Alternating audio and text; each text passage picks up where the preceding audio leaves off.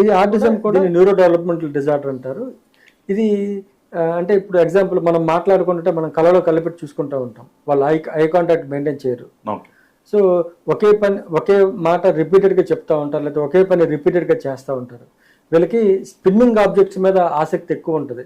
ఇప్పుడు ఆటిజం పిల్లలు ఉన్నారనుకోండి, ఇప్పుడు మనం ఈ రూమ్లో ఉంటే ఫ్యాన్ వెంకే చూస్తూ ఉంటారు, లేదా ఏదైనా సైకిల్ చక్రం వెంకే చూస్తూ ఉంటారు.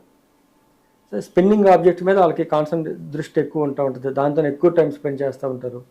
ఇప్పుడు ఈ రూమ్లో వదిలేశారనుకోండి, ఇక్కడ ఒక గేమ్ లాగా క్రియేట్ చేసుకుని ఒక రోజైనా సరే స్పెండ్ చేసేస్తూ ఉంటారు.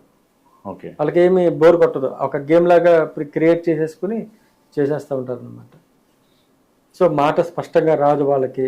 ఇప్పుడు తల్లి ఒక 10 సార్లు 20 సార్లు పిలిచినా సరే తల్లి ఇంకా కళ్ళు తీసి చూడరు.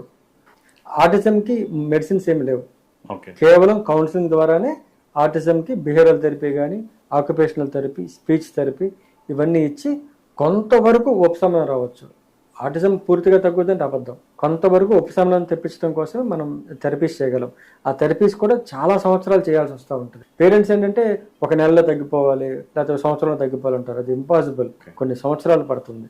ఆటిజం ఉన్న తల్లిదండ్రులు ఏం చేస్తారంటే ఈ కౌన్సిలింగ్ కోర్స్ తీసుకుని పిల్లలకి వాళ్ళే చేసుకుంటూ ఉంటారు.